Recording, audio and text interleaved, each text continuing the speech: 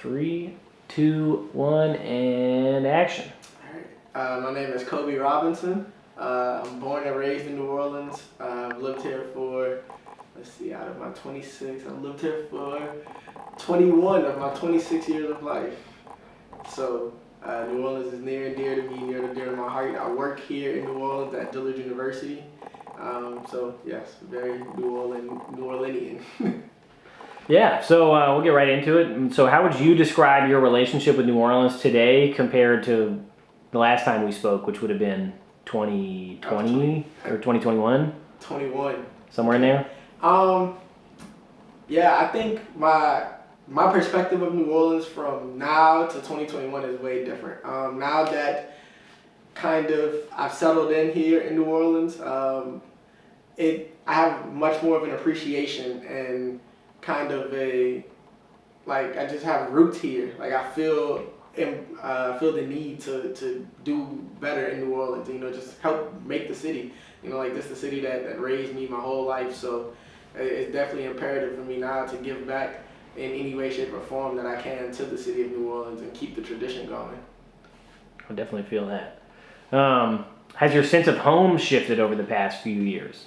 No, I would never say that. I'm always repping New Orleans as home. Like there will never be anything else that would be home. So now, has there been like a home shift inside the city itself? Do you feel more close to certain areas than you once did? I mean, you're really in your hometown. You're in your background right now. That's true. This would have been different had you moved. Right. I would say yes, there is. Kind of the mid-city and Gentilly areas, like those are my areas. That's where I identify most with the city of New Orleans. But yeah, you can say like those two areas definitely reside the most. I'm not gonna say any. Like honestly, now I look at more of the outside areas. Like I consider more of the New Orleans now. Like just because, like Metairie and Kenner. To me, that's all New Orleans. If you're from Kenner, you can just say you're from New Orleans. I'm not mad. So I mean, I might make fun of you. Right. Like definitely, we're gonna joke around you because, like, yeah, you're from Kenner, you're not from New Orleans, but you got it. Yeah. I mean, has like working at Dillard or doing any stuff with Dillard changed your relationship with New Orleans? Yeah, it hasn't changed it, but it has. That's what kind of shifted my perspective a little bit more on the appreciation for New Orleans.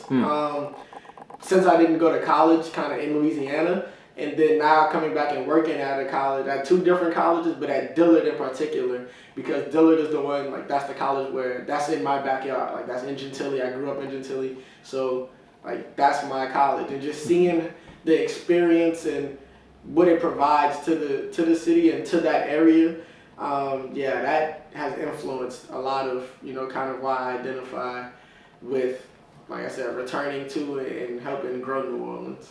Yeah, I guess could you speak to that some? I obviously am familiar. I'm intimately familiar with how like Tulane and Loyola end up serving this part of New Orleans. I'm familiar with how Xavier does the other part of Carrollton, kind of. Mm-hmm. But with Dillard, I mean, people make the joke that it's just like a farm out in the middle of nowhere. Yeah. So with Dillard, I would say, okay, like I said, being from Gentilly, like Dillard is always quiet. Like it's just a big field with white buildings when you pass by it. But like seeing it on campus and being there and seeing the campus life and seeing just kind of the things that they do for the community, Dillard is real big in Gentilly. Like I said, people only know that if they're in that area. Like there's a lot of days where Dillard comes in, they open their cafeteria to the seniors in the community. Like so once a month, like you got a bunch of community members on campus. The way that they partner with some of the local high schools kind of in that area, like McDonald 35, St. Aug, kind of schools that are in there, like they do a lot for those.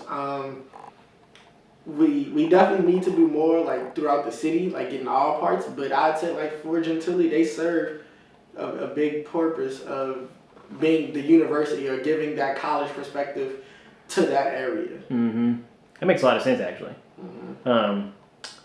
So obviously we're doing the interview at my house right now, but can you walk me through what was your thought process of wanting to shoot at Audubon, and then I guess because we're going to end up shooting at Carver, maybe go into a little bit about why Carver too. Okay, so I intentionally picked Audubon because that is where we first met, and just because of like, I tell people this all the time, because of all the people that I met at Audubon, it's part of the reason why I will never ever forget New Orleans as home. Like Audubon really is my first school that like I love that school. I loved everything about Audubon. I hated when I had to leave in 6th grade, but I loved Audubon. So that was a real place that meant a lot to me.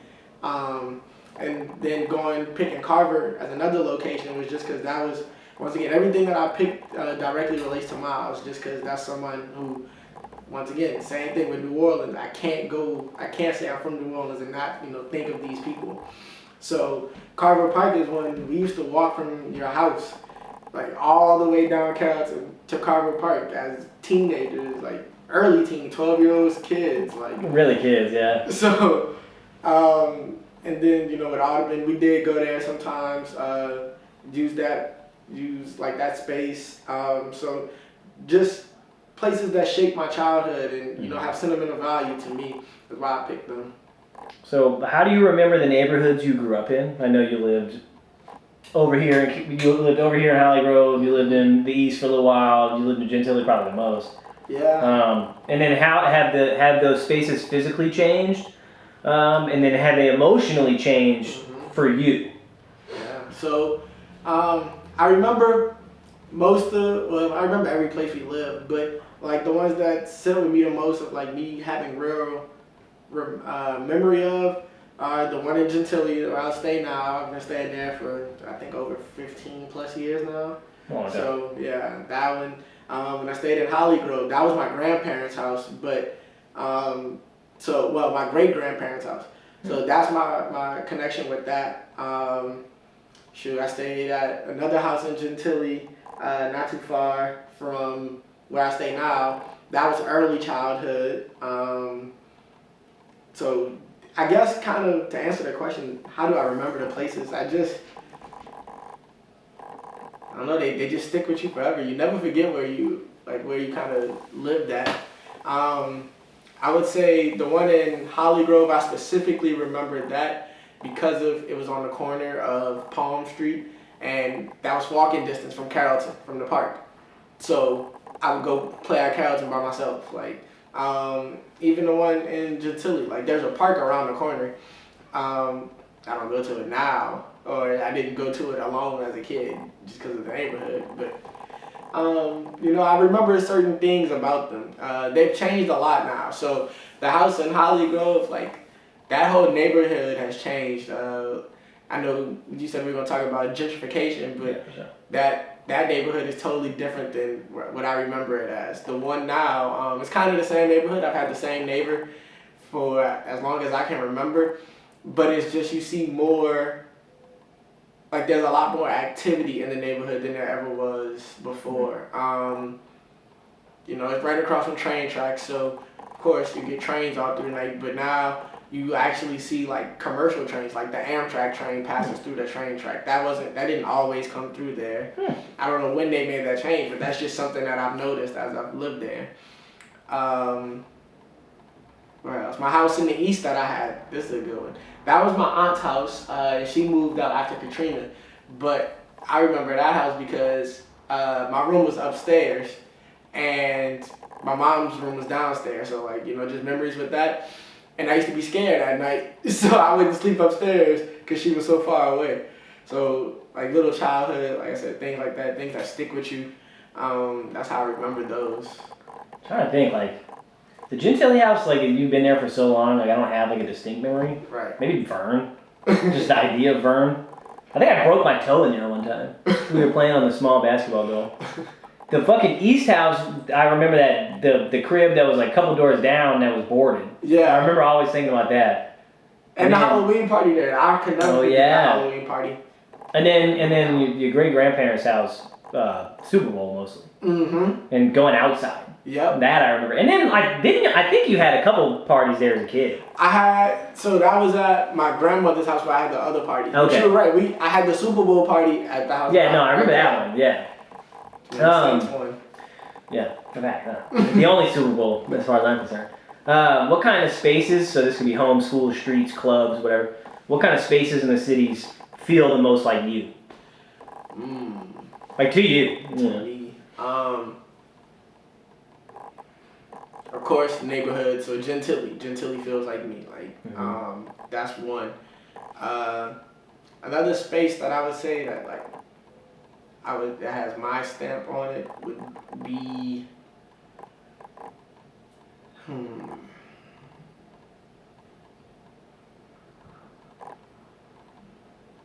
a good question.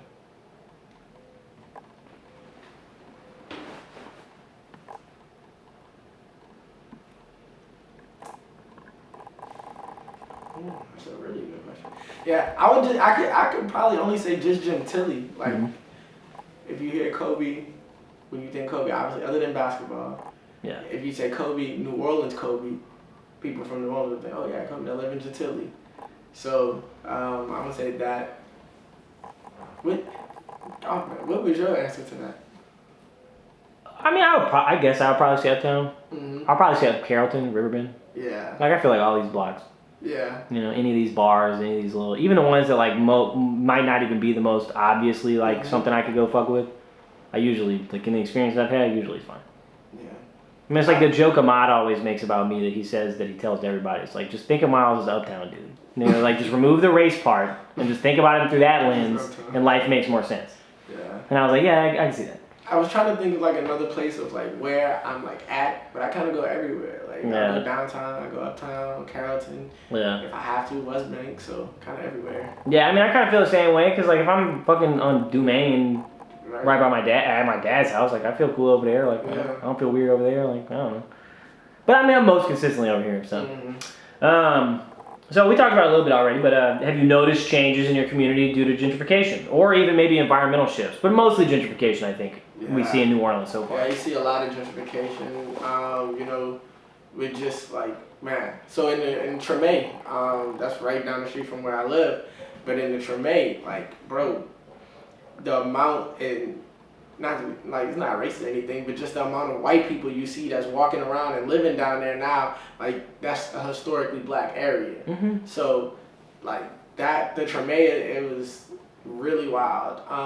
In my specific community, like I kind of live on the outside of the neighborhood, so like the neighborhood, my house is on this side of the block basically, or area. So I live on the outskirts, but like on the inside, you see a lot more Hispanics and whites moving into where I stay. So that's, like I said, that's not something I was there 10, 15 years ago. Some of the like placements for the schools are in different areas. Like, like Psy, for example. Psy was uptown. That was an uptown school, you know. Now it's all the way. It's what, Bienville? Yeah, Bienville. Yeah, they're mid-city school. Right, now it's a mid-city school, so they kind of, like Coach Washington was telling me the other day, like, before he left, like, they were getting a lot more Hispanics that were starting to get in there because you're kind of in mid-city. Yeah, you're right there. To an extent, so yeah. he was like, yeah, that was going up. I noticed that when I went there the one day I visited, and it wasn't even full school. I just remember I was like, oh. I was like, I got more racial diversity, shit. Yeah. Because with us, it was New Orleans black folk, white people, and then Hispanic people and Asian people. There was like 4 of them. Right. You know what I'm saying? Like, it was Juan, Indra, Darren, fucking Ashley Oniate, who was Wasian. I think that was it. And we had a chick that came from Spain our last year for whatever fucking reason. Yeah. I don't remember her name. She was cool though. You know what I'm saying? Yeah, like I said, and especially with them building new schools, like some of the placements for the schools that they're in are, you'd be like, that's cool, won't go in that area. Yeah, that's true. I guess it doesn't matter though in New Orleans since you can. Yeah, it does. It's not neighborhood based. Right. Do you feel like you belong in today's version of New Orleans?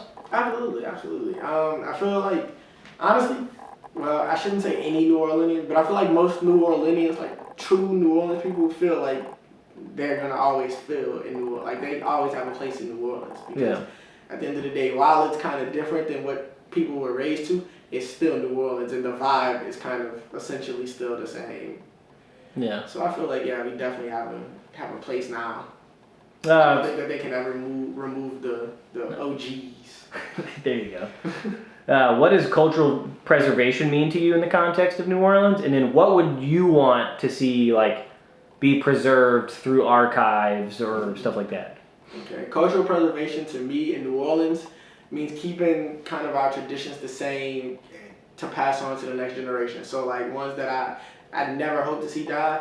We always gotta have red beans and rice, fried chicken on Mondays. Like that can't change. That has to stay. You know. What else? Like, shoot, our way of, I would say like our sense of directions is something that's one of a kind. Like being able to go, like how we have so many one-way streets, and being able to travel anywhere that we need to on the ground or getting on the interstate. Like that is something that, as I interact with a lot of people from different states, like some of them they can't do that. So you know that's a minor New Orleanian detail, but that's something that like as you grow older and go out in the world more, you start to see. What was the second part of that question? And what would be important to preserve? What would be important? Yeah. I think you kind of answered that too. Yeah. Because it sounds like part of what you're saying is like preserving, I don't want to say identity, but preserving like a knowledge of what it was like. Because like, unless you live here, you don't know that you can, like people move here and they take the interstate everywhere because they don't know any better. Right. Whereas like me, I don't take it if I don't have to. Yeah. Like literally, I'm just like, for what? Like I can get there on the ground. I don't feel like getting on I-10. Right. Sorry. Yeah. I would. Okay. So I guess to keep expanding on that, obviously I mentioned the red beans, but the food tradition and the way that we cook down here, like I want us to keep that Southern Creole, you know, like spices. I want us to keep that going. I would say that in New Orleans also, like families have a lot of like family legacies.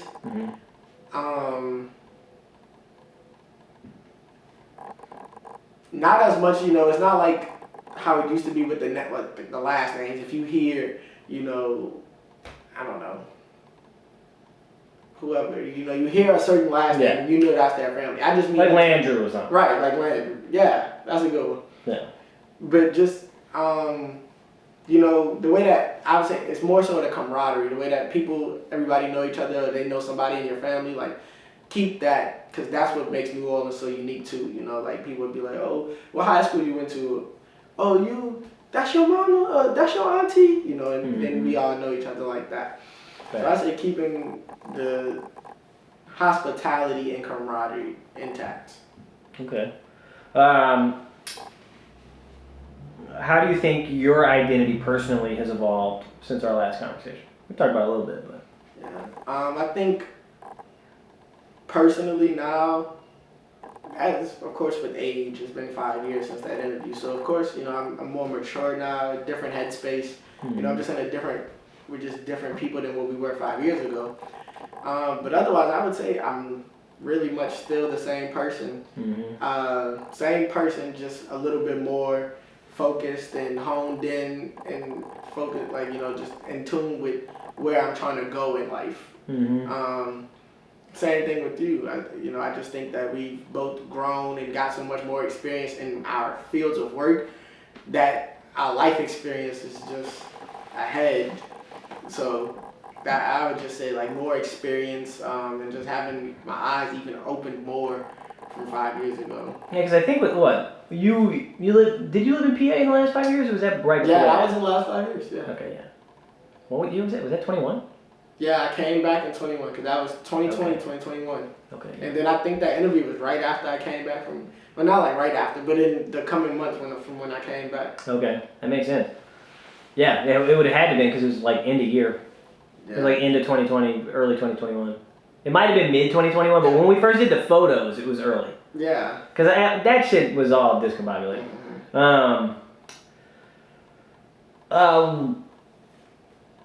Do you carry any like bodily memories of certain places in New Orleans? So bodily memories would be like being able to recall like a scent, a sound, a feeling, those types of things. Like do you have places or like for me a big one is always like I can remember being in the Superdome the first night back after Katrina, like the first game back, like that. There's never been another game like that. Like same thing with the NFC Championship. I can remember some things, but the Katrina game, it's a whole nother animal. Like it's not even close. There's no game that's ever, you know. Yeah. Or like I have some like negative memories in some areas too, where like if I'm on a certain block, I'm like I know what's going on over here.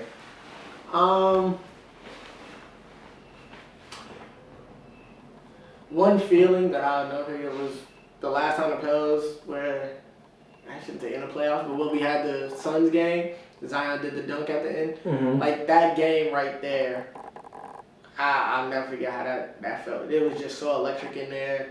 Like it was fun. And I was with my dad and my brother, so that was a cool experience for all three of us. So that's one that I'll probably forever remember.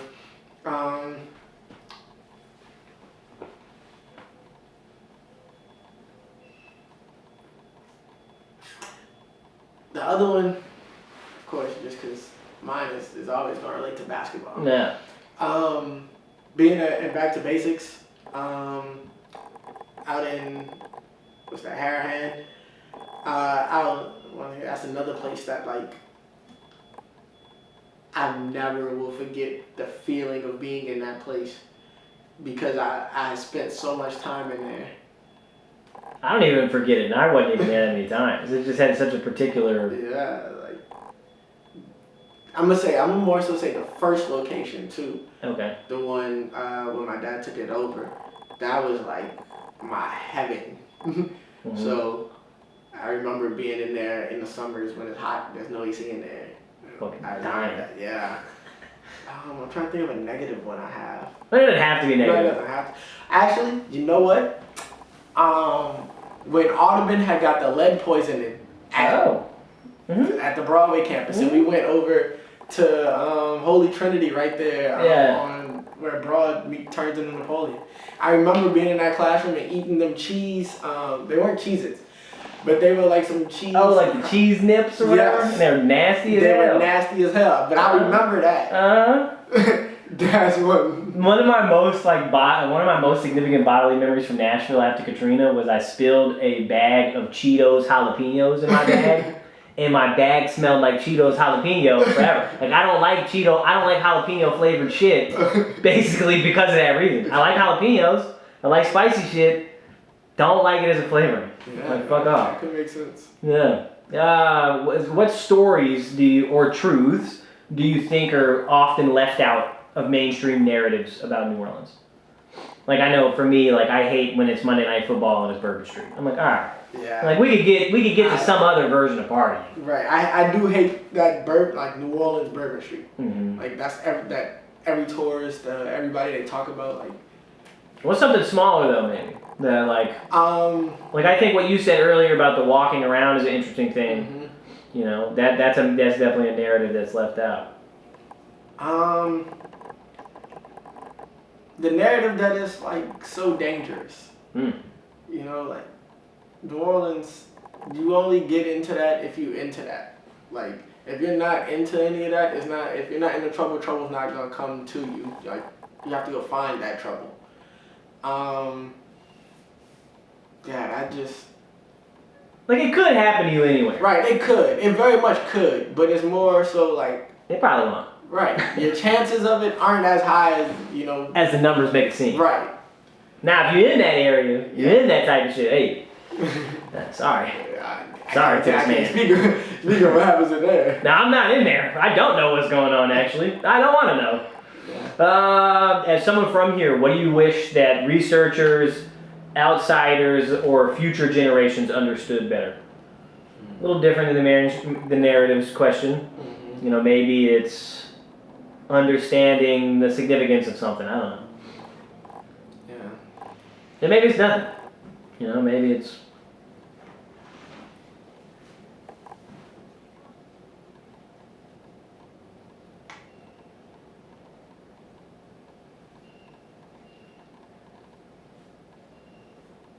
We also move on. That's a good one. Cause I'm trying to think of something that's like really something that means something to New Orleanians, but people, you know. But it's like low key. Yeah. You know what? I'm gonna say our festivals. Like French Quarter Fest, Crawfish Fest, Fried Chicken Fest. Like just, I wish they understood the significance of, you know, why we have so many or what we celebrate with all of them. It's not like we just throwing, hey, let's have a festival today. Right. So, those.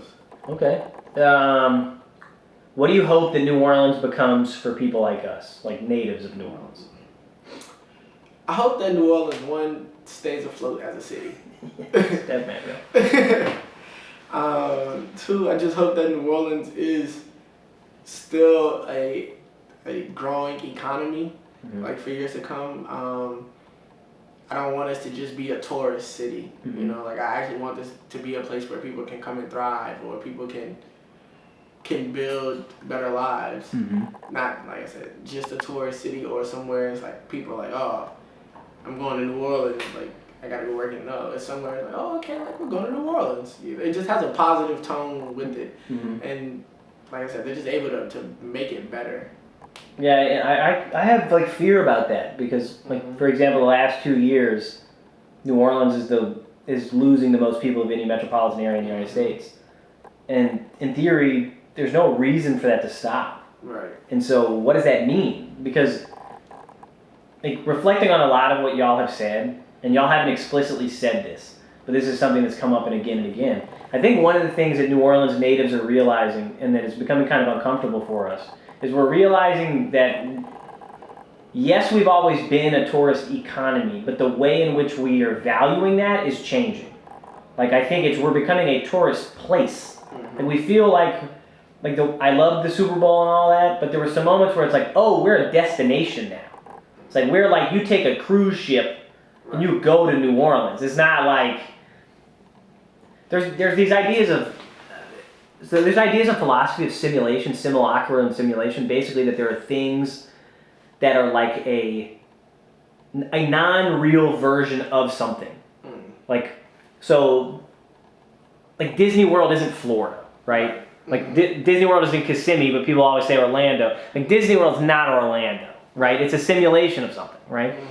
And so I worry that like we're gonna become like a weird watered down version of our own thing. Yeah. You know, where do you see yourself and this city in another 5 years?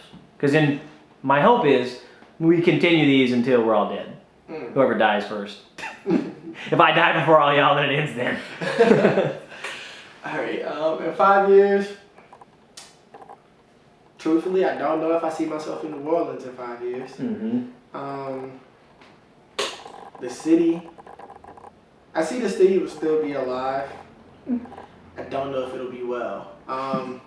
We do have a lot of issues politically. And then, like you said, with a lot of people just leaving New Orleans, and it's not just a lot of people, it's a lot of like top end people and successful people that are leaving New Orleans and going to find places or other opportunities.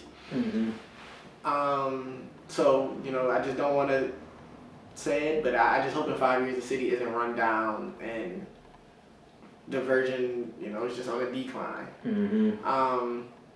But like I said, for myself, I don't see it in New Orleans. Now, if it is, it is, you know, it is what it is. It's not like I used to be so, I don't want to live in New Orleans, I don't want to stay. But now, you know, if this is the place where the most opportunities arise or the most opportunities are coming to fruition, then I'll be here.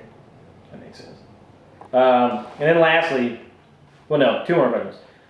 Resilience, question mark. Just what about it? Yeah, I mean, how do you feel? Like, one of the things me and Matthew talked about earlier is like, or me and Carlton maybe, like my personal beef, right? I don't actually have beef with resilience as an idea or the word. I do think that we are inherently a resilient group of people. Right. To live here, you have to be. Yeah. What I don't like is being given the title by people who aren't here. Yeah. That's all. I don't want you to tell me in Iowa that I'm resilient. shut the fuck up. That's how I feel. I mean, not really, but like, you know, it gets a little annoying. It's like, wait a minute. I do feel like New Orleanians that are here, that have seen both sides of Katrina, those are, yes, you are taught, like, resilience is taught to you, or it's instilled in you. This is in because of that, yeah, because of that. Like, the city bounced back, so that shows you that as a New Orleans, as a person who lives in that city, you can bounce back from anything. So I do feel like resilience is part of New Orleans' DNA.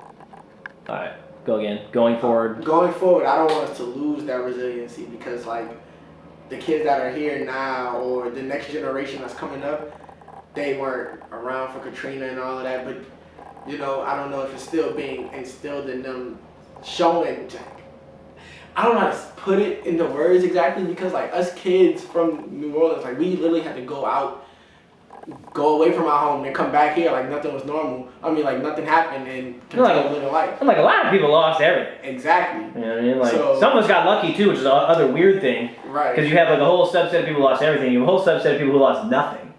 And so now we're all back in school together. We're still friends. Right.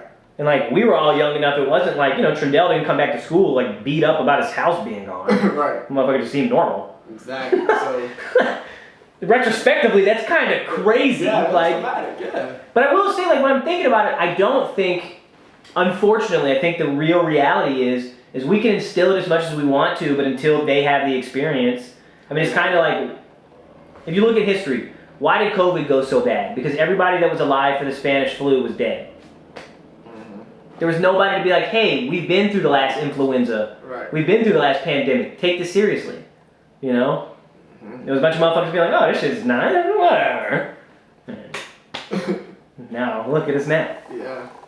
We look like fucking dickheads.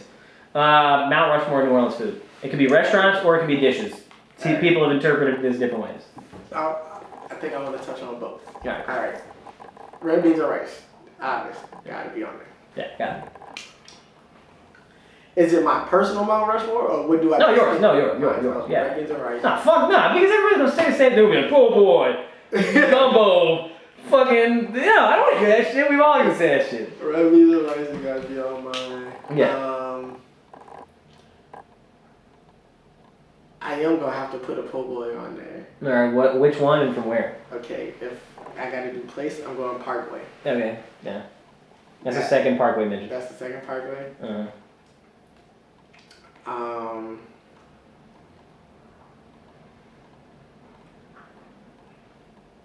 That's two. I'm gonna put beignets on there. Okay. Okay. Are you a Cafe Du Monde or morning call person? Actually, no. I'm taking them off for something better. King cake. Okay. Okay. And from where? Now from where? It gotta be Randazzo's. Yeah, that's true. It gotta be Randazzo's, Antoine's. And honestly, I'll take either Randazzo's, Manny or Nona. Yeah. Antoine's. Or... Nah, I ain't had them enough. I was thinking about putting Dunk Fong Yeah, on there, but they're good. yeah, I can put them on there. king cake. Are you a regular king cake? Are you stuffed king cake? No, just a regular. Just Okay. a regular. Okay. And what else? Something that like...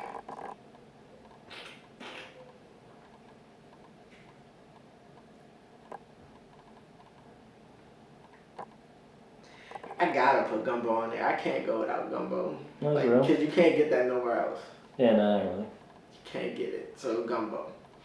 Alright, now when I say places, it's gonna be harder than I thought actually. Nah, it's difficult. And some people kind of mix theirs, right? They'd be like, I'm gonna get a po' boy, but I'm getting it from here. You know, I'm gonna get crawfish, but I'm gonna get it from here. Or whatever, you know.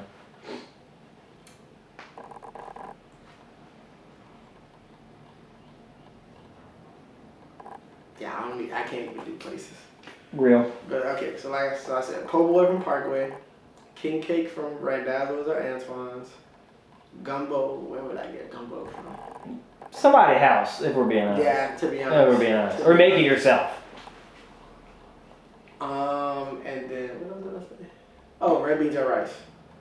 Same thing. Same thing. Somebody's house. Although I'll get red beans from anywhere, and even if it's like cafeteria beans, I ain't mad. Yeah. It's fine. Because red beans was the only thing I ate at school growing up. Oh. That was the only thing that I would not bring my lunch for. Okay.